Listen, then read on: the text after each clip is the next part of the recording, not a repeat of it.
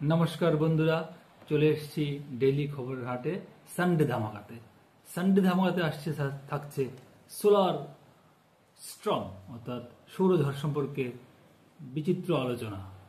স্বাগতম। আজকের প্রতিবেদনে এমন একটি খবর যা শুনলে আপনি অবাক হবেন। নাসা জানাচ্ছে 2025 সালে এক ভয়ঙ্কর সৌরঝড় আছড়ে পড়তে চলেছে এই পৃথিবীতে।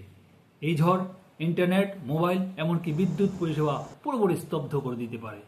আপনার ফোন আর কাজও না করতে পারে। শুধু গুজব মনে হচ্ছে না? না, এটা একেবারেই বাস্তব। নাম্বার 1, সৌরঝড় বা সোলার স্টর্ম হলো সূর্য থেকে ভয়ঙ্কর চৌম্বকীয় কণা ছিটকে পড়া যা পৃথিবীর উপর আঘাত হানে। যখন সূর্যে কোরোনাল মাস ইজেকশন CME হয়, তখন প্রচুর শক্তি বিশিষ্ট কণা মহাশূন্যে ছুটে যায়। এগুলো পৃথিবীর উপর আসলে GPS, mobile tower, satellite, power grid সবকিছু ক্ষতিগ্রস্ত হতে পারে। নাম্বার 2, নাসা জানিয়েছে সূর্য এখন তার 11 বছরের এক উচ্চ চক্রে প্রবেশ করেছে, যাকে বলে সোলার ম্যাক্সিমাম।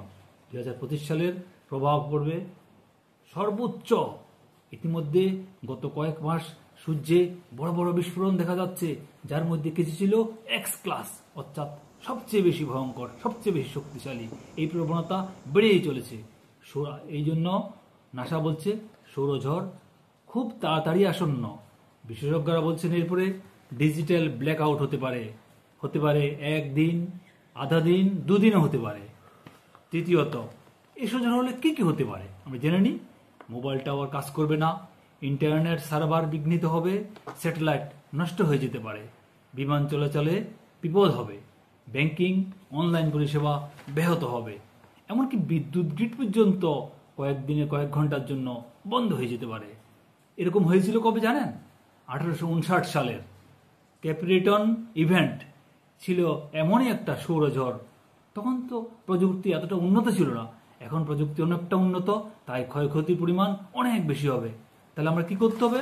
বিশেষজ্ঞরা বলছেন আতঙ্কিত না হয়ে আমরা কিছু প্রস্তুতি, প্রিভেন্টিভ মেটার নিতে হবে।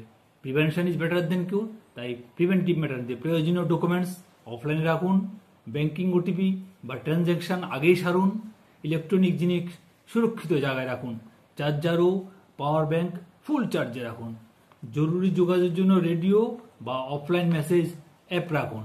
এটা কখন ঘটবে কিছুই জানা নেই, কারো জানা নেই, কিন্তু প্রস্তুতি থাকাই বুদ্ধিমানের কাজ।